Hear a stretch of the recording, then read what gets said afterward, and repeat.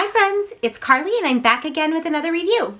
So I am really excited to get back on this line again. I did the first round of Retro Spider-Man figures all in one go, day after day. So let me hold up the card here. If you guys haven't seen, I've done all 6 of these figures. I'm not going to put a card on this particular video because you can just scroll back and there's too many of them. But I've done all 6 of these and Kingpin, and now they're starting to roll back in for me again. So today we're going to be looking at Mysterio, which I'm really excited about because, as you guys know, I'm a Spider-Man fan, and I actually have a previous Mysterio to compare it to. So I've got some thoughts to share with you on these 2 figures. I just found out that my black cat is here, so after I'm done with this video, I'm going to roll off to my P.O. box to pick her up. And I've got my Negative World Spider-Man. So we've got those to talk about. We'll do those in quick sequence. My J. Jonah Jameson is not expected until next month. But we have some really fun Spider-Man content again. So look forward to that. Make sure you guys are subscribed to my channel and turn on your notifications bell so you don't miss any of my upcoming videos. With that said, let's get right into it and take a look at Quentin Beck. We are with our Mysterio today. So this might be kind of hard to get focused because he has no face. I love this figure. It is a very specific look with a very specific background as to why he looks like this. And, you know, it doesn't necessarily translate 100% into a modern interpretation, which is why I'm really not mad at all about any of the changes they decided to make for the Spider-Man Far From Home film and the design of that suit. I really liked it. But for my action figure, this retro classic look really is the better fit for me. It just reads better on an action figure for me. So for those of you who don't know, Quentin Beck was a stuntman, and he's really mechanically inclined. He has a lot of mechanical proclivity. He can invent things and build things. And quite frankly, the way that he became an enemy of Spider-Man is because he put himself in Spider-Man's way. So he decided that he wasn't getting enough recognition for the work that he was doing on the movies he was working on. And he joined up with the Tinkerer to steal government secrets, basically, to build inventions, to sneak and steal government secrets. And he chose this costume design specifically to prey on a fear of aliens that was rampant at the time. So it was really just to sort of throw people off the trail, to prey on an existing fear that was already kind of out in the world. And it's very specifically meant for him to sort of make people think that he's an alien. And after a short time with the Tinkerer, he gets the idea that he is going to commit a bunch of crimes disguised as Spider-Man and then be the person who brings Spider-Man to justice, and that's going to be his claim to fame. So the only reason that he and Spider-Man ever became enemies is because he put himself right plunk in the middle of it, which is kind of Quentin's theme across his entire life up until he commits suicide, which is pretty dramatic for a comic book, I think. He just can't seem to really get it right. He puts himself in places that he doesn't belong, and it's all really just about him, like, feeling he's not getting what he deserves. So this suit, for me, is a very specific callback to the origin of the character, and I really like that he tries to make himself look like an alien, because I think that it's just the sort of like overthinking that continually gets him in trouble as a character. That he has all this talent and all this natural ability to do incredible things, to create special effects, to, you know, invent things, build things, design things. And he's always thinking just a little bit over his own head and creates these horrible situations for himself that, you know, ultimately he just can't win. So that's why I really, really like this suit. I love the grid work on it. I think that that is very specifically 60s. It kind of reminds me of the design with his cape and the color scheme and everything. It feels like maybe Mars Attacks kind of drew on this character a little bit when they, I don't know, that is just pure speculation, but it always sort of reminds me of that. So it really does have an alien vibe for me. But Mysterio ends up creating this hallucinogenic fog, essentially, that he can use, and he uses a lot of times. One time he creates this crazy theme park and convinces Spider-Man that he's only 6 inches tall. One time he imprisons J. Jonah Jameson and convinces him that he's in hell with all of these special effects he can do. So there's no shortage of talent and brains when it comes to Quentin Beck, but there is just sort of an inability to sort of get out of his own way and make the way that he wants for himself successfully. He also does some really vile things. So he's not just a bumbling, I don't think that he's bumbling by any stretch. It's not like a comic character. He's not funny. But he also takes advantage of an entire home of elderly people by getting them to sign over their wealth in the final moments of their life to get him really super rich. So he is a pretty dastardly character in addition to just sort of never quite hitting the mark as a successful villain.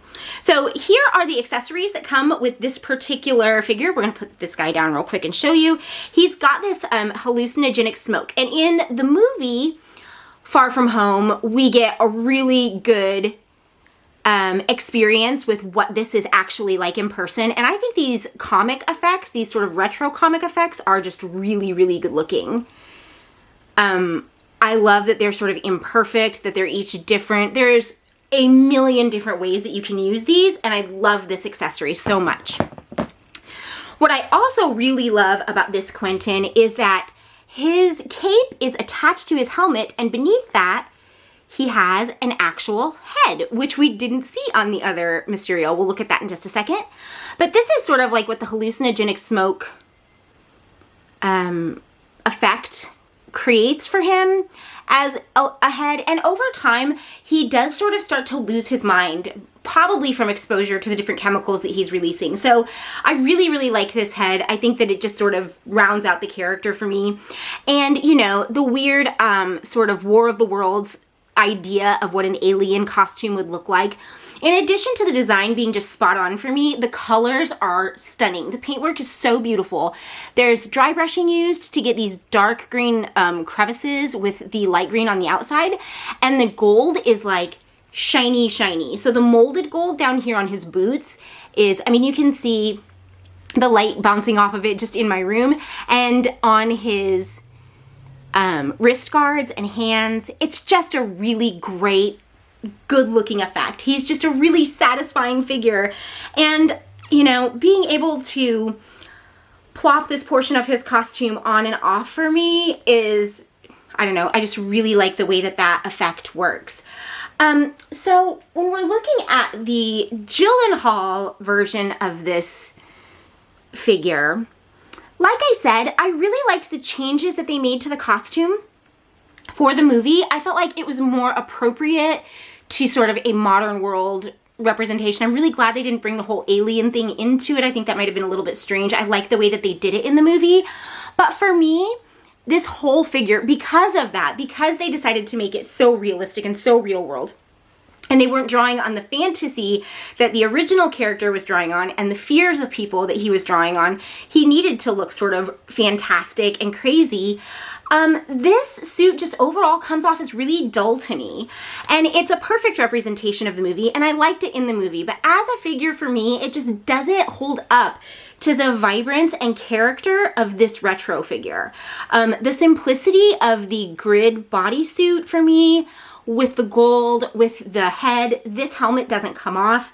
The bright, vibrant color of his cloak, it all just reads better to me than this particular figure does. So I was really, really happy to have a retro version of it. Again, you know, one Mysterio is better than no Mysterio, so I don't hate this, and it does remind me of the movie, which I absolutely loved. But this retro Mysterio is such a tremendous upgrade off of this accessoryless, sort of drab movie version of the character. So I'm not saying that if you don't have this, if you're a Mysterio fan, it's worth picking up, especially if you liked the movies. There's nothing wrong with this figure. I'm just saying that side by side with this retro Mysterio, there really can be no competition. There we go. We've got good focus. In my opinion, I think that the retro stands head and shoulders in every element. The sculpt, the broader shoulders, the coloring, the simple bodysuit, the vibrance of the gold. It's all just better all around. So the great news is that this is a huge upgrade for the character, in my opinion. And we'll go over the points of articulation briefly, but if you've watched my videos, and if you haven't watched my Retro Spider-Man videos, I highly recommend you do. It was the series of the year for me, quite frankly. Every single figure was good. I think I maybe had a couple of issues with Kingpin just because he is so big and bulky that you can't really move him around that much. And, you know, Fisk is a fighter, so I wanted him to be a little bit more flexible, but he's still just an absolutely stunning figure. And that Daredevil in that line was one of the figures of the year for me. So definitely go back and watch those. But if you did already, you know that the articulation for these figures was spot on for me. There was very little wrong with any of them. So I'm not going to really belabor the point. We can sort of work through everything and you can see that it functions the way that it's supposed to. Even with these crazy gloves, the shape of these crazy gloves, we still get great movement in the elbows. I might have liked to see an additional set of hands, maybe, but I do really like the casting hands that we have with him. So no real complaints there. It's just whenever you get something good, you always want more, and I definitely could have a lot more with this Mysterio. So the forward lean and the back lean, or the ab crunch and the back lean, are great. The turn in the waist is perfect. We are able to get like a good lift in the thighs when you know, sort of manipulate everything. You can get a good split if you want to. And because, you know, his stuntman work really more focuses on his mechanical abilities and what he can create, he is also pretty flexible. So we can get some good poses out of him through that. He has a nice turning thigh. We have the boot turn. The boot turn on this one and the ankle, like the foot movement, is very, well, you can see, like, it's really loose. Not loose in that it will just sort of like move by itself, but easy to manipulate. So it's good. I think it probably depends on the pose. There could be some poses where if you have a lot of balance on the foot or the ankle that it might kind of be a little bit less stable. That's a possibility. But for the most part, I think that it's probably fine. And there is our bend in the knee. So I'm really excited to actually have another figure to compare it to. As I said, the movie version of this figure, I was so happy to have. It's the only Mysterio I had, so I was really stoked to find it. And I do like what they did for the movie. For me, the outfit works for the movie, the costume. But what works for me as a fan and on my shelf and as someone who's going to play with these toys is this retro version. This is far more Mysterio to me than the movie version is, and there literally isn't one thing about this figure that I'm not super happy with. So if you have not picked this up yet, I highly recommend that you do. I found this in my local toy shop at Gandalf, which is amazing. I'll try to link them. I don't know if they have a website. I'll find out if they do. If they do, I'll link them in the description. And yeah, if you have a chance to pick this up, definitely do. He's a wonderful figure and worth having in any Spider-Man collection.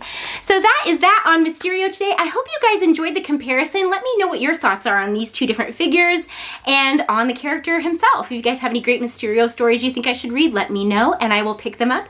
And I will be back tomorrow with another one. We are going to go ahead and do, I think I want to do Black Cat first and then Negative World Spider-Man, but you guys let me know. Whatever you guys want me to do, vote in the comments. I might put a poll up. And whatever you vote for, I'll do. Thank you guys so much for watching, and I will be back tomorrow with another one. Bye, friends.